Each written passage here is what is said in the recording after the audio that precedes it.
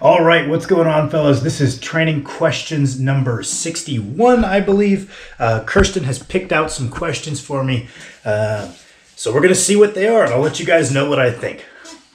All right. Glutes Are King says that your upper back is wild and to teach you his ways. And he asks what your thoughts are on high-frequency back training, particularly doing it daily or nearly daily.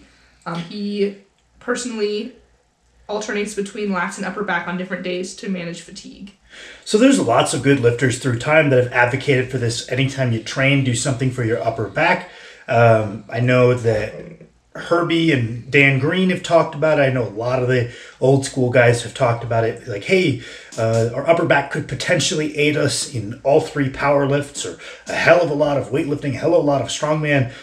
All of that is very helpful to have a strong upper back. So let's train that very often. And I've messed around with this myself, kind of spreading that work across the week. I did find that when I was hitting similar movement patterns nearly daily, I don't think it allowed for as much recovery as I probably would have benefited from. So let's just say I was doing 12 sets per week of vertical pulling. I felt to some degree when I was in like a hypertrophy phase, if I did on 3 days, 4 sets, rather than 6 days a week, I do 2 sets. I found that the built-in recovery there, I got a little bit better work. Obviously, the benefit comes from that some workload. So a lot of the benefit that people will report they got from this really high-frequency training was actually just that they were able to run up this big total workload, more so than, oh, it's the benefit of doing it every single day, because the recovery is part of the adaptive process. That being said, I'm not against it. If you identify that to be a weakness of yours, I like this strategy of alternating between something that's maybe a little bit more lat dominant and a little bit more, let's say like upper back, rear trap, rhomboid, upper trap, whatever, dominant.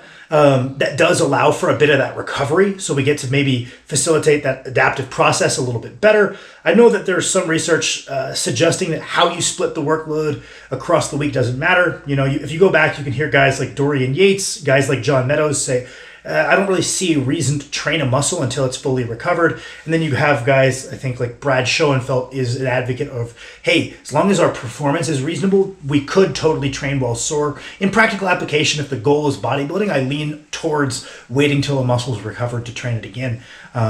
That's my personal preference. I personally believe I have seen better results that way, but I do like this idea between alternating between a more upper back focused thing and a lat focused thing. I think that if you identified that as a weakness in your training and you want to allocate a lot of training resources to fixing it, I think that's a perfectly good way to build in a lot of volume to the week. Sorry that's rambly. I don't have a one-size-fits-all answer on that one because I've seen people have success with it, and I've seen people potentially not have success with it because they probably should have been spending that training economy on things that are more specific to what their goals were. So maybe a little bit more time squat, bench, deadlifting if they're a powerlifter. Maybe a little bit more time on their events if they're a strongman. Something to that effect. But what is the next one? Extra Ducky says, when in a peak phase, what factors do you look out for so that GPP does not drop below a certain point? Especially when going back to a base phase so you don't gas out when doing higher reps and sets again. So to some degree, that's unavoidable, right? Because we're not doing concurrent, those endurance qualities are going to detrain a little bit, right? So it's like if you go from a peaking phase into, let's say, a base phase, a hypertrophy phase, a work capacity phase, whatever we want to call it, whatever we're doing, you're going to be sucking wind. You know, if you're going from singles on your squat to, 8s and 10s on your squat, it's going to be challenging. The first couple of weeks, you're going to adapt quickly. Work capacity tends to train quicker than like muscular size or muscular strength. Work capacity, because it's largely like metabolite dependent, can train relatively quickly. Like you can get in okay shape in a matter of a couple of weeks. It's hard to get okay strong in a matter of a couple of weeks, right? So that's okay. That's gonna kind of happen to some degree no matter what. But you have a great question, right? It is kind of jarring going from getting really detrained in a peak phase as far as our ability to handle volume straight into a base phase. Is there anything we can do to smooth that out that won't really negatively affect our base phase? And I would say that keeping some background level of steady state cardio is quite helpful. If we select, let's say we're working in zone 2, so like the talk test is kind of the traditional, like, well, what's the fastest rate we can walk on this incline treadmill, working hard but still able to hold a conversation, accumulating that time in zone 2. We get a lot of the benefits of doing cardio. without a whole lot of additional fatigue, right? And that's kind of the argument for zone 2 time accumulation for strength athletes is, hey, we get a lot of these benefits of getting in good shape. Maybe we're getting 80% of the benefits. We would need to do these higher thresholds of cardio to get the last 20%, but we're not adding that much fatigue. And those higher threshold cardios, while they have a time and a place like hit sprints and stuff, while they have a time and a place, they're probably going to add more fatigue, like into a meaningful degree, and we have to work around it with our program. Whereas we don't necessarily have to do too much programming around zone 2 cardio. So I would say keeping some amount of aerobic conditioning work present through your peaking phase will keep you in good shape, keep you actually feeling better through your peak, and also will make that transition back to a, let's say a hypertrophy phase a little bit less jarring. And I also find it keeps you, the aches and pains away a little bit in that peaking phase. I find that a lot of the time when our body starts to fall apart, it's because our base level of aerobic condition in this chase of specificity and doing nothing but heavy singles, and our aerobic condition falls low enough that I do think that kind of can manifest as feeling a little banged up, and keeping yourself in reasonable shape and doing things within a reasonable amount that's not going to add too much fatigue, but enough to keep some base of aerobic condition actually leaves me feeling a lot healthier through the joints through a peaking phase. So I would say that, yeah, keeping some of that steady state present and just monitoring, okay, well, how much are we benefiting from a recovery perspective, and not going past that to where we're adding additional fatigue that is non-specific to the training goal of the phase. Ali Gotelli says, what's your general thought process for rotating variations of main lifts?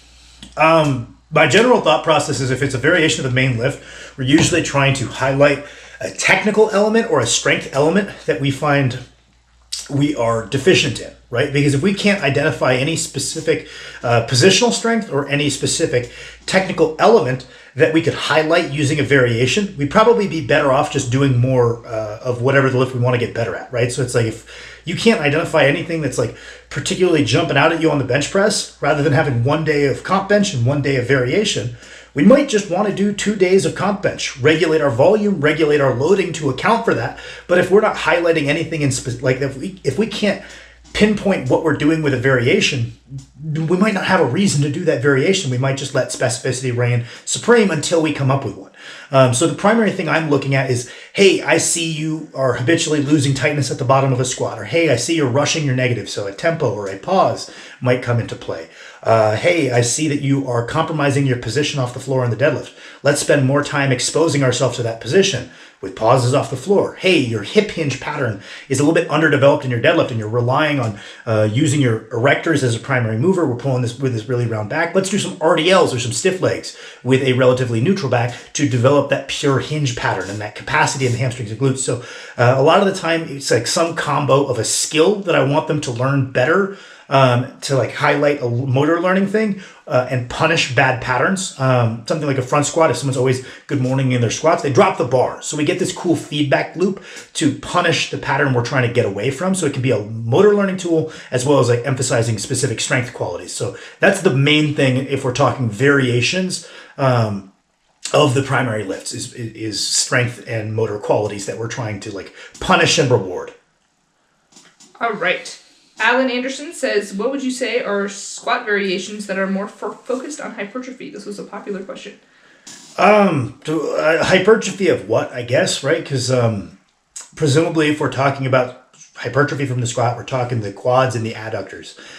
So something where we're able to achieve a more acute knee angle. Usually people can get high bar, and that's one of the reasons we might favor towards high bar as a leg development tool, is that we're able to stay a little bit more upright through the torso, contribute a little bit less heavily through the hip extensors, challenge the knee extensors to a deeper degree. So I would say that like if our goal is going to be hypertrophying the quads, I would usually say high bar is kind of the gold standard for a reason. That's kind of what most people defer to, because while a front squat can be very good, we got this upright posture, we got this deep knee angle, we are going to be limited a lot by our trunk and like thoracic ability to maintain positions, which is not a bad thing. That's actually a huge benefit of the exercise, and why it might help someone squat is building those trunk qualities, and why it might carry over to deadlifts as well as building those thoracic extensors up. It's part of what makes it an awesome exercise, but it might not make it quite as good of a pure quad development tool to maybe not have the knee extensors be a limiting factor. Whereas lots of people, once they get their technique down, can make it so that their knee extensors are reliably the limiting factor. on their high bar squats and they're through a big range of motion, makes it a good tool. Low bar is still going to work the quads, but I think most people would agree that we can better bias towards the quads with a high bar. And SSB, kind of similar story to the front squat, where because it's trying to pull us forward the whole time, we're a little bit more likely to be limited by our thoracic extensors, which is a huge benefit to the exercise. But if we're talking hypertrophy, I'm assuming we're talking hypertrophy of the legs in particular. High bar is kind of the goal. High bar and high bar pauses are kind of my go-to, unless we have a specific reason otherwise. All right, BQ versus Gravity says, I like that guy. How to go about adding a third bench day from 2 times a week benching. His main concern is setting it up so that there's adequate rest for the heavy day and having it feel strong. For example, should it be set up in a way where there's 2 rest days before? Yeah, so if you've got it depends how you orient it, right? You could go heavy, medium, light, or so you have, like, let's say you've got a heavy regular feet down day, a lighter feet down day, and then like a self-limiting day where you do like close grip Larsons. And then you have 2 days of rest before the heavy day, and that way we're routinely pretty fresh for the heavy day. There's lots of ways you could set that up using like a heavy, light, medium scheme and making the lightest session the most self-limiting session, followed by 2 rest days and then heavy, and that way we're always the freshest for the heavy day. You might take a hit no matter what you do at first, just because we're not still adapting to the frequency, but you will be able to train your body to perform at this more frequent rate pretty quickly. So there might be an initial drop off in your ability to perform, but you can train that up. The big thing as far as transitioning to 3 days that I look at is, let's just say right now you're doing 2 days and you are doing 5 sets of bench press on each day. What you don't want to do is you don't want to add a third day at 5 sets, because we've just increased our volume by 50%. Our goal was to increase the frequency, not necessarily to spike the volume like that. So it would be better to go, let's say, 4 sets, 3 sets, 3 sets. So we have the same number of working sets across the week, spread across 3 sessions. Presumably the quality of those is then going to be higher. And that's going to be the biggest thing, is not making that giant jump. We look at the sum working sets per week and we try to match that at that higher frequency. And then you might find, okay, well, splitting my workload between these 3 sessions, that 10 is really manageable. Maybe I'm going to go to 12, 4 each. But the big thing is, don't copy and paste one of your 2 bench days to a third day. You need to down regulate how much you're doing in the first 2, because it's the weekly workload that we're kind of looking to first and foremost. Past that, yeah, you can do lots of things like making that third day heavily self-limited. If we are finding we're coming in not very fresh to that first day, you might find that you can handle it just fine because our total volume didn't spike. But yeah, there's lots of things you can do there. If you have any questions, let me know.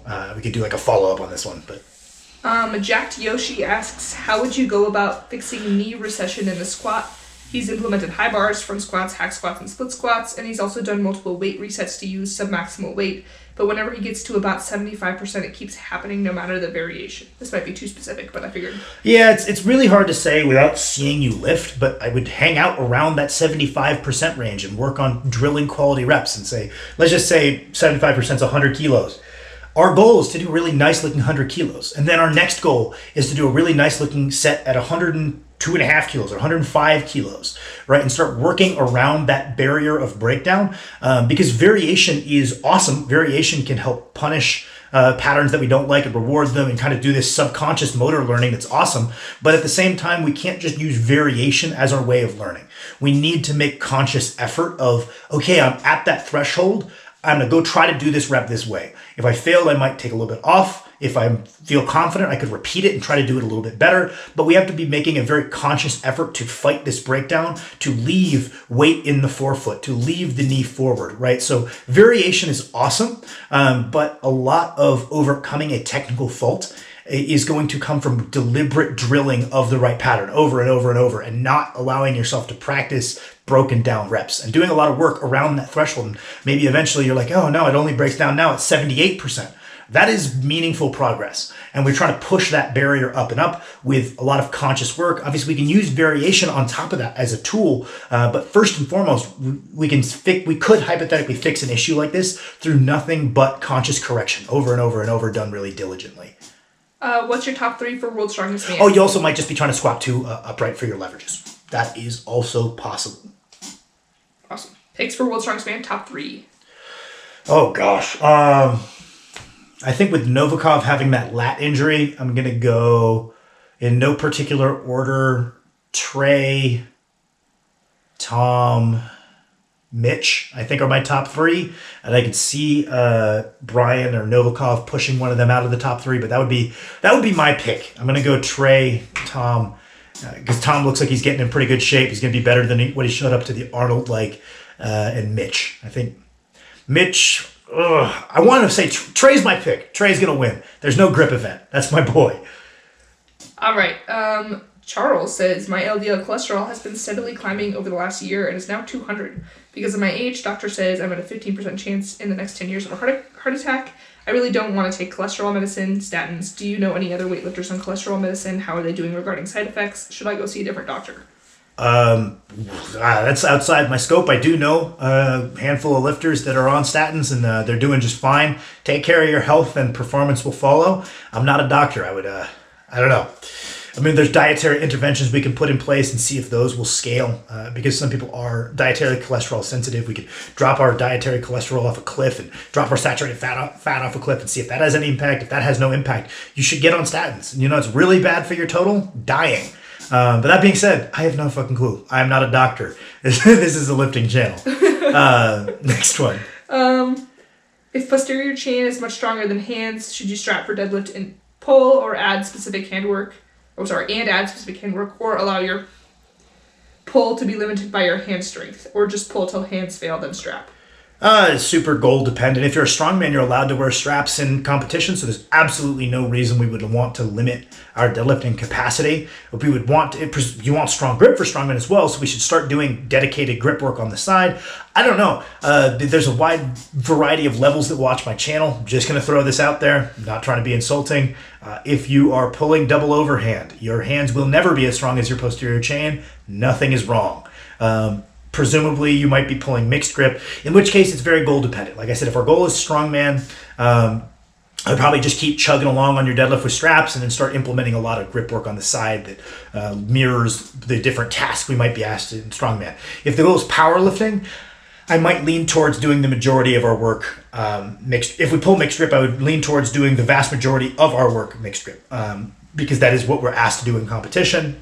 We could probably supplement and speed up that process with some extra grip work on top of the deadlifting, and we could do a little bit in straps to maintain posterior chain strength, but we should be aggressively trying to work up in the amount of work we can do in that competition style. And if we're just lifting for fun, I don't know. You could do anything. If you don't care about having strong grip and you want a big deadlift and straps, you don't necessarily ever have to fix it. It's largely up to you if you are a purely recreational lifter. So those would be my thoughts. What is the best way to progressively overload on accessories in the 8 to 12 rep range? There is no best way. Lots of people would just use like straight sets, beat the book with a target, right? So they got 4 sets in the 8 to 12 range, and once they can get all those 4 of those sets at 12, we bump up the weight. There's a lot of ways we can do that. We can have some level of auto-regulation where, hey, if we fall outside that 8 to 12 range, we bring the weight up or down, right? So it's like if we easily hit 12 reps, next set the weight comes up. If we fall below 8 reps, the next set the weight comes down. There's a lot of ways to do it. I would say that there is no as far as like physiology goes, as long as we're plugging in hard sets, our rate of progression isn't going to necessarily be determined by how we're orienting those. The number of hard sets is probably going to be the main thing that matters, and then our genetics and how much protein we're eating and how much we're sleeping, and that's going to determine the rate at which we get better at those. I would say that the progression scheme we implement on accessories largely comes down to what's going to keep you motivated, what's going to keep you having fun in training, and what's going to keep you pushing hard, because that's, for most people, ultimately the limiting factor is going to be effort. So something that's going to keep you having fun is going to be worthwhile, but there really isn't a best way, to be perfectly honest. I would love to tell you, I'm a coach. The others in the fitness industry don't want to tell this to you, but here's the best way. Unfortunately, so far as I can tell, unless nobody's told me it, there is no best way. All right, Lee says, time rest periods for standardization or go by feeling recovered. And the best use of your time if you do time and rest periods. Okay, that's an interesting question. Personal preference, depending on how much time you have. I mean, if you're someone who's working on a limited amount of time in the gym, I would usually lean towards timing your rest intervals, keeping them standardized, and just kind of having that in your back pocket. But if you've got as much time as you want in the gym, you're having fun, I don't think there's anything wrong with going off when you feel ready, unless you identify that you are habitually wrong in one direction or the other. Like some people will chronically under rest, some people will chronically over rest, in which case you kind of got to take away your picking your own rest time privileges, like Kirsten, who will take a 20-minute rest on accident. So then you lose the privileges. But if you're pretty good about it, there's nothing wrong with training off your intuition for rest time. But if you identify that you have a habitual issue with it, I would lean towards timing them. Did your phone die? It's just about to. I think the last question was about how to grow your calves. Okay. What was the last one? What was I answering? I don't remember. Oh, rest times. Yeah. Jeez, what are you here for? I'm just reading the questions. And then as far as what to do with rest times, I find I train a lot better if the phone is away and I am using some of my kind of mental imagery during my rest time, trying to think about what I did wrong on the last set and how I plan to fix it. I do tend to outperform zone out, zone in, zone out, zone in, looking at my phone, get ready for the set. I find that staying focused on fixing things definitely makes my rate of technical progression a hell of a lot faster than the whole check my phone, get ready, go, check my phone, get ready, go. So I would say mental imagery, you can kind of do drills in the air. Like I'll do some bodyweight squats thinking about, okay, I'm going to do this, whatever it is I'm focused on, change that start mechanic, the ratio between knees and hips. Maybe I'll create more lateral pressure. I'll do some practice reps with my body weight. Sometimes on the bench, I'll stand there and I'll squeeze my back. And if I feel like I'm doing something wrong, I'll do a very low scale thing that's not going to tire me out to just kind of get a feel for, okay, this is what it's going to feel like when I do that rep. I'm going to imagine what it's going to feel like. Sometimes if I feel like I've got a little bit of a mobility deficit, I'll do some dynamic stretching to help me improve my positioning on the next rep. But most of all, I think just what is going to be the best use of time is just asking yourself the question, is there anything I can do to make me a little bit more ready for the next set? Even if that's convincing myself that one little sip of water between each set is going to hydrate me and make me kill this next set. That's stupid. The water is not, I'm not absorbing the water at that kind of rate, but anything I can do to make myself feel prepared. I spend each rest time thinking about, okay, well, I'm going to focus on this. I'm thinking about this, yada, yada, yada. And I do find that most of the better athletes that I've been around are very active in assessing what they're doing wrong and what they need to fix on the way up, rather than this kind of zone out, zone in, zone out, get hyped up, go. Zone out, get hyped up, go. There's not a lot of thought process for, okay, I'm trying to get everything right. I'm trying to get everything clicking by that top set. Whereas people, if you just lift the rate as fast as you can and you're not paying attention, you put more plates on, you're not going to identify what you're doing wrong until we reach that top working set. So those would be kind of just what comes to mind off the top of my head. And then something bigger calves. I know you've answered that before, though, so maybe it's worth a video. Getting fat and walking on the incline treadmill helped me a good bit, but outside of that, I do think you can kind of get some good stimulus for them if you're rucking or if you're walking on an incline, maybe with some added body weight. But the main thing is going to be our calf is comprised of two muscles. We have the gastroc and the soleus. The gastroc tends to be the bigger of the two. We bias towards the soleus when our knee is bent. We bias towards the gastroc when our knee is straight. So if the goal is purely just the size of our calves, we probably want to be dedicating most of that volume to standing calf motions, 2 to 3 days a week, logging in hard sets, aggressively trying to beat the books. Training calves is hard. It's supposed to be hard. The reason a lot of people have bad calves, yes, it is reasonably genetic, but you can make a pretty big difference from start to end point. Yeah, you're never going to have the calves of the guy that just has the best calf genetics, but you can have a lot bigger calves than you started with. A lot of that just comes down to people burning out on the fact that it's not a fast process. It's very uncomfortable to take sets of 15 to failure on calves. And it's just not the most interesting thing in the world. But most of the guys I know who started with, let's say middle of the line calves at best, who really were diligent for a couple of years, 2 to 3 days per week, just hopped on the standing calf raise machine or put a block in the Smith machine or did single leg off a block in their home gym with a dumbbell in their hand, just 2 to 3 days a week, like clockwork. The effort was there. The effort was there. The effort was there. They get to the point where I'm like, damn, those are pretty impressive calves. Maybe they're not monster calves like I've seen some guys have, but I think that most people can get to the point where they're not too embarrassing, And I would say a lot of that just comes down to 2 to 3 days per week, anywhere from like 3 to like 8 sets per session, focusing on the quality of the sets and then building quantity. Good control, pause at the bottom of each rep. You could pause at the top. I don't find that as important, but like because the tendon can store elastic properties, I do like to throw a quick pause at the bottom of each rep, really focusing on a maximal range of motion, trying to get as much of a stretch as we can and load that lengthened position. We got this whole idea of stretch mediated hypertrophy. Lengthened positions might be more stimulative to hypertrophy. We sure as fuck want to load that for the calves, especially because it's not something we load in day-to-day life. So big stretch, pause, put in a lot of volume, work hard. I know it's pretty generic, but so far as I know, that's the best answer I've heard. So thank you boys for watching. I appreciate you all.